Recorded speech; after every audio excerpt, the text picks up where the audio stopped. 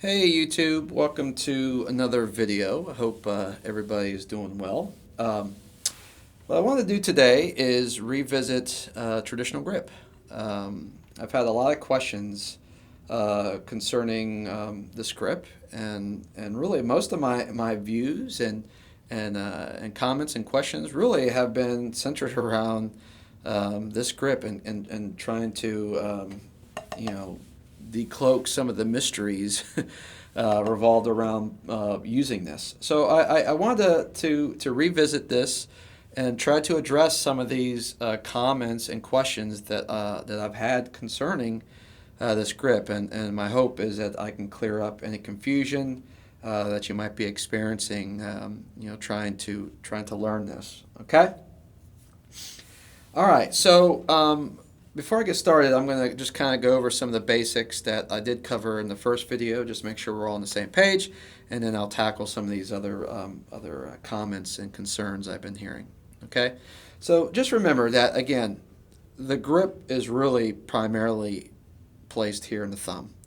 I would say that the thumb is the most important finger and absolutely crucial to using this grip. Okay, and as you recall in the first video, I would tell you just to hold the stick here in your fulcrum, okay, which is right here in the webbing, holding with the thumb, and practice just turning your hand as follows, just like you would turn a doorknob. Okay, fingers off the stick, your other fingers off the stick rather, and just see if you can get this rebound stroke thing going here. Okay. All right, so that's your starting point. So assuming you're there, okay, and that's where we're going to go from here, okay. All right. So first of all, the other fingers, okay, essentially act, is the way I would describe them, as a supportive role to give you better control over the stick, as well as to give you other gears in which to manipulate the stick. Okay. All right. So in my first video, you recall that. The first finger that we add is the index finger, okay, where you take the index finger, you wrap it over top of the stick, and then you form a T between your index finger and thumb, as follows, okay? All right, now from there, bring the index finger, all right, over. Now the index finger, or not index finger, but your middle finger, rather, is on top of the stick, okay? But it's essentially straight. It's not stiff straight, but it's relaxed and elongated. But all it really does is ride alongside of the stick, all right, and keep the stick in its position. Okay, if you keep the middle finger bent, which I do see this a lot of times like this, okay, what happens is the stick can start bouncing around in your grip like this, and it hurts. It really hurts your control. So it's important to keep that index finger, or I'm sorry, middle finger. Geez, that middle finger nice and straight. Okay.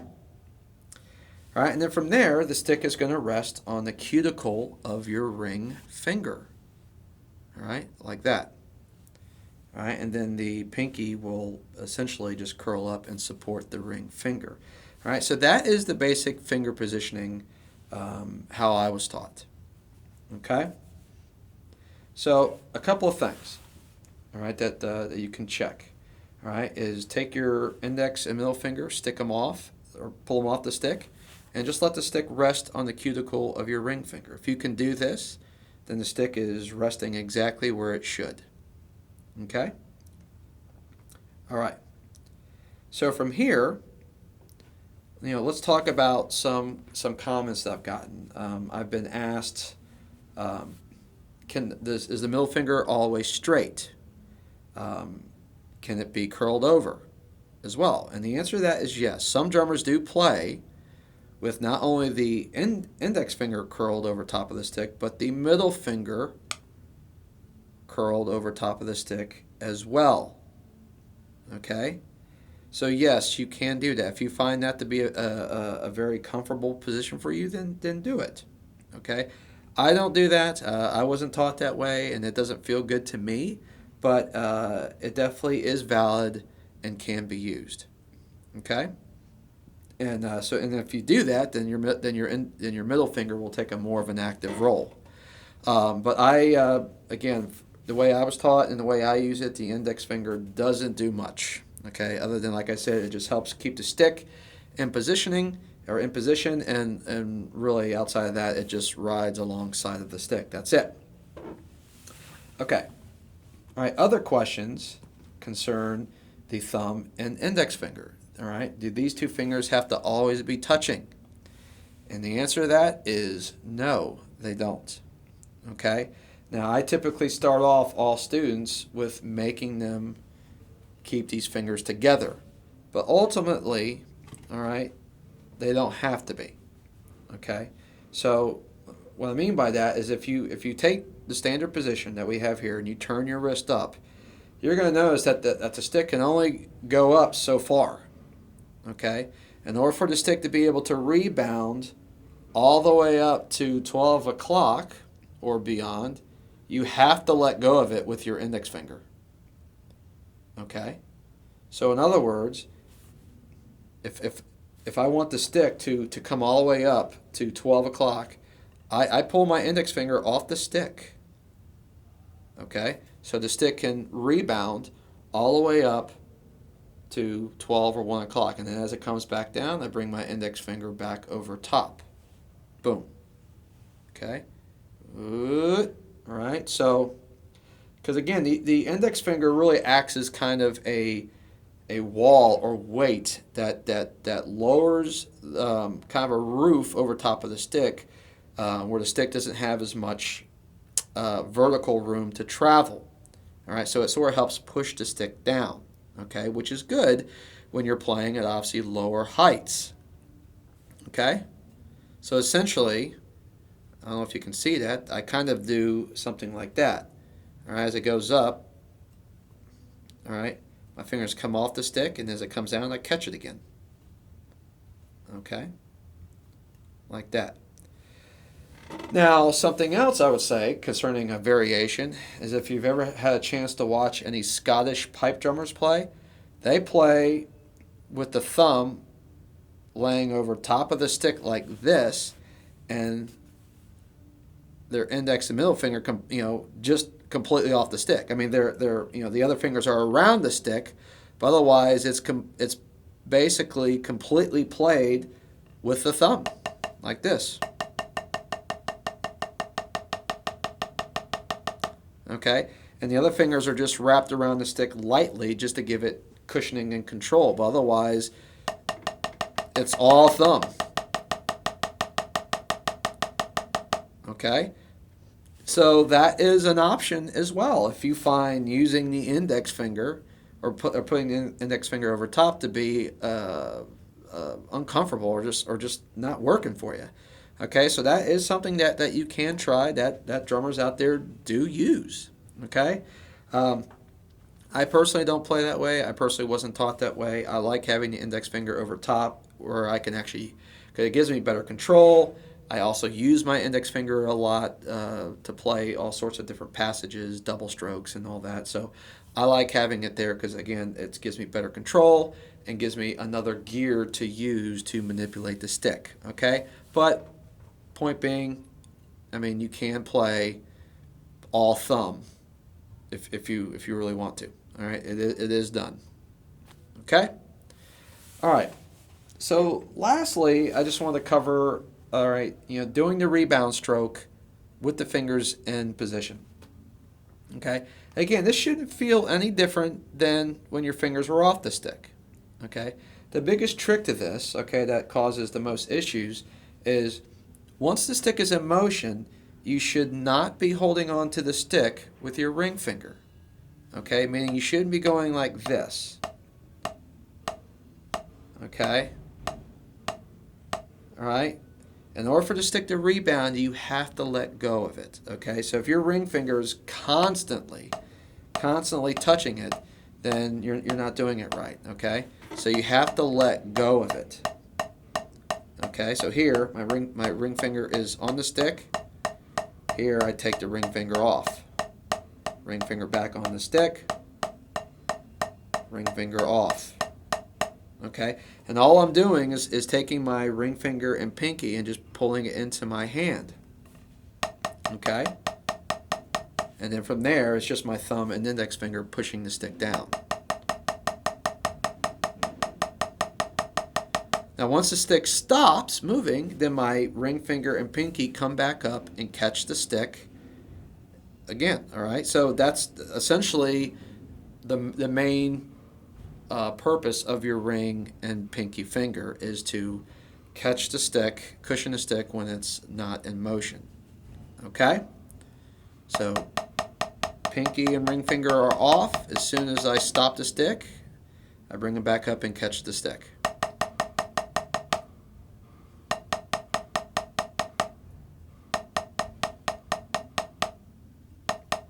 Okay? Now granted, the stick can brush up or bump off the ring finger, here and there, okay, briefly.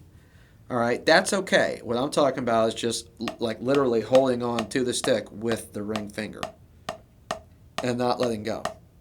All right, because really you want to think of your index finger and ring finger, think of them like two springs or two bumpers. I don't know if you've ever played pinball, but think of them as two bumpers or springs that the stick is able to bounce between.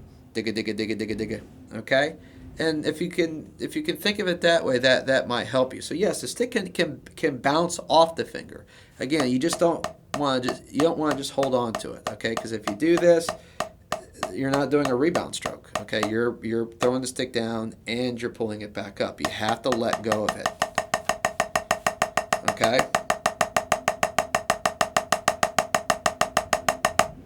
All right? All right, but then as soon as the stick stops, bring these two fingers back up and catch the stick. Okay? All right. So if you do a multiple bounce stroke, you'll notice, okay, in order for the stick to bounce, the ring finger and pinky can't be touching it. Okay, you see how I have them pulled into my hand just to get them out of the way?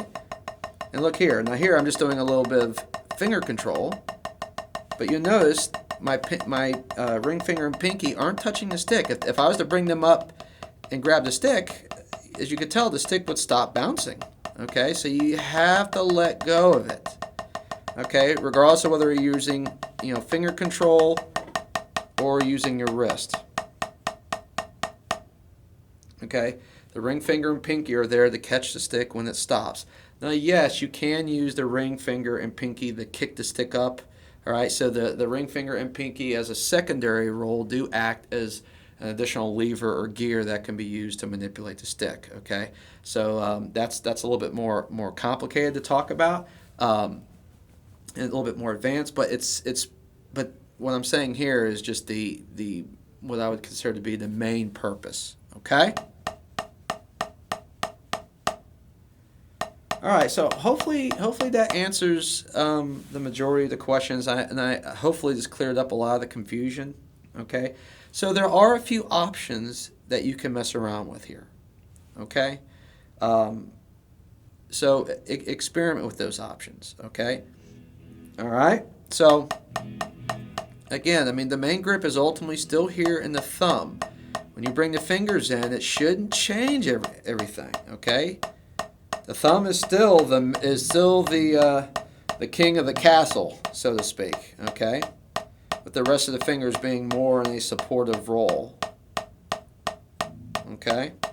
All right, so you can experiment with the ring finger, whether you like it more over top or not. Okay? Or your thumb, whether you like the thumb to be in its default position or if you would rather lay the thumb over top of the stick more. Okay, so experiment. Okay, so my goal with this video was just to highlight how I was taught and how I play it, but then to also give you options and variations that are legit and valid, that are used by drummers all around the world. Okay, so hopefully that helps. But I'd say the most important thing is, okay, when the stick is in motion, you gotta let go of it. Okay. with the ring finger. Okay, and then again, if you want to bounce the stick, all the way up to 12 o'clock. All right, if you're using the index finger over top of the stick, you're again, I usually take it off so the stick can ultimately rebound as high as possible. Okay, because you notice, like when you're in this position and you put that index finger over top of the stick, it naturally pushes the stick down. Right, so you're not going to have as much range of motion. Okay, so if I'm starting here, okay, and I'm rebounding the stick to about 12 o'clock, my fingers are off the stick, but as I get lower, I bring that index finger back over top because I need more control. Okay?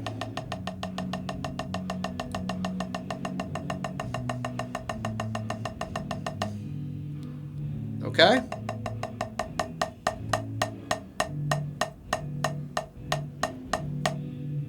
All right. So there you go, guys. I hope that made sense. I hope that clarified some things for you. And if you have any additional questions, definitely don't hesitate to ask me. I don't get annoyed by that. I want that. I'm trying to hopefully provide a service and trying to just share what I've learned over the 33 years at this point. How long have I? Yeah, about 33 years I've been playing. So I just want to share this wonderful art form and hobby that I love. So if I can share ideas with others, then that's great. So all right, guys. So I hope this helped you. All right. So we'll see you guys soon. All right. Take care.